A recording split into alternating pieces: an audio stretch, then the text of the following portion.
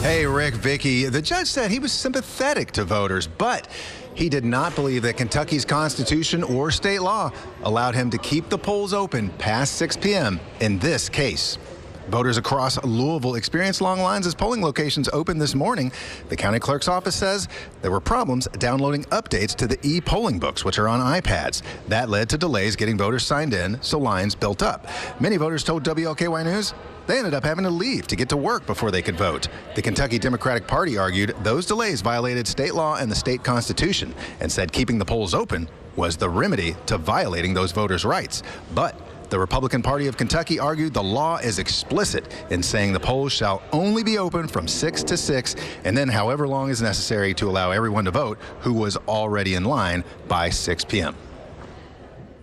They're not there just from 6 a.m. until 6 p.m. The election officers get there at 5:15 in the morning. They get the polls set up at 6, and then they have to stay after every voter has been there. So if someone's in line at 6 p.m. and the line takes 3 hours to get down, then those poll workers will still be there at 9 p.m. until that last person who was in line at 6 p.m. is able to cast their ballot.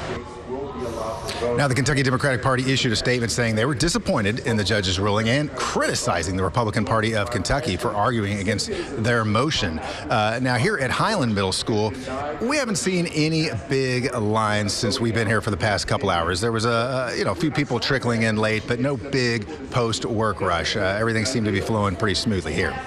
Live at Highland Middle School, Mark Vanderoff, WLKY News. All right, thanks, Mark. And voters who were in line before the polls closed are still casting their ballots. WLKY's Jamie Mays is live at Lincoln Elementary for us tonight. Jamie, what are the lines like there now? Vicki, Rick, it's been a really smooth here at Lincoln Elementary. People were able to make their way to the booths and back to their cars really quickly. I believe right now we still have just one more voter at a booth right now. And despite the small crowds that we've seen here today at Lincoln Elementary, the Jefferson County Clerk's Office says this will likely be a record-breaking election with historic turnout. Now, there have been long lines at polling locations throughout the area. There are big turnouts and issues with systems used to sign voters in. But while the Jefferson County Clerk's Office wasn't expecting those technical difficulties, they were expecting the crowds. Now, to give you an idea of what we've seen in previous presidential elections, data from the Commonwealth of Kentucky's office says in 2016, roughly 1.9 million voters showed up to the polls, and in 2020, there were 2.1 million voters.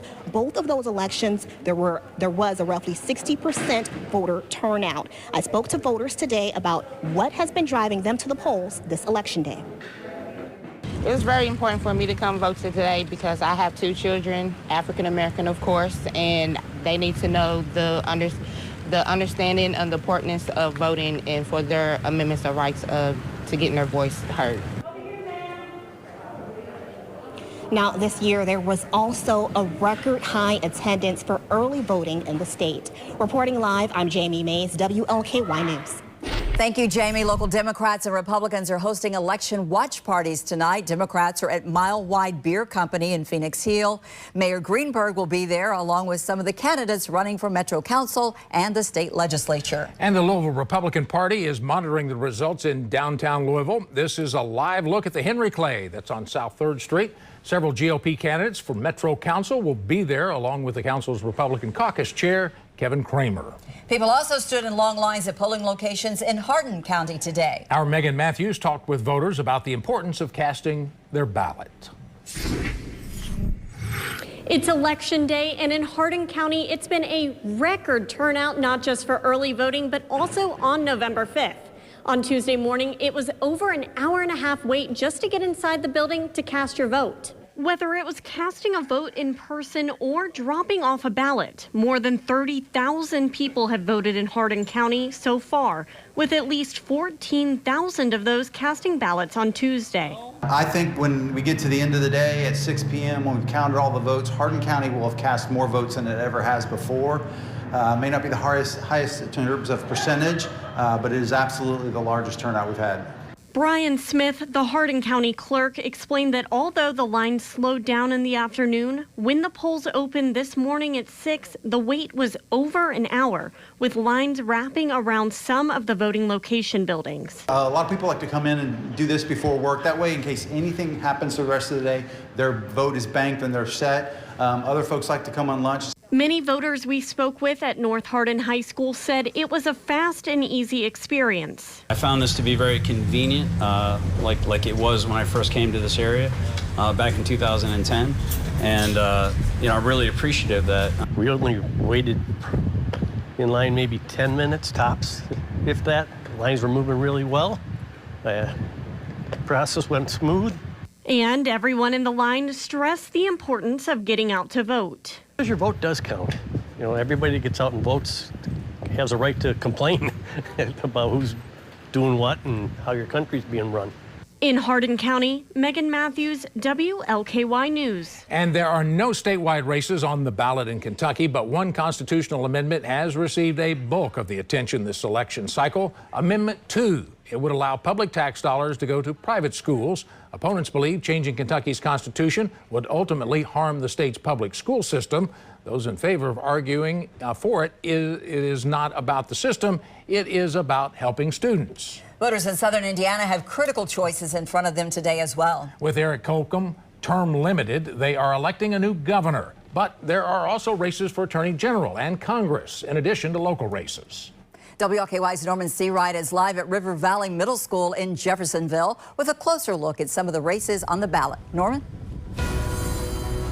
Rick, Vicki, they are done here. All of the voters are done. They've cleared out. The poll workers are also clearing out as well. And you've already mentioned they have some important decisions in front of them today. The voters do. For governor in particular, you have Mike Braun, the Republican, against Jennifer McCormick and Donald Rainwater, again, Democrat and Libertarian, respectively. At the same time, Republican incumbents face challenges in 2 other major races. Todd Rokita is the current Attorney General for Indiana. Democrat Destiny Wells is trying to unseat him.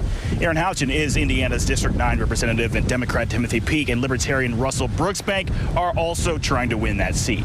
These races and more are engaging voters in this election cycle who are leaning on their personal convictions to guide them here. There's a lot of important issues that are on the ballot this year.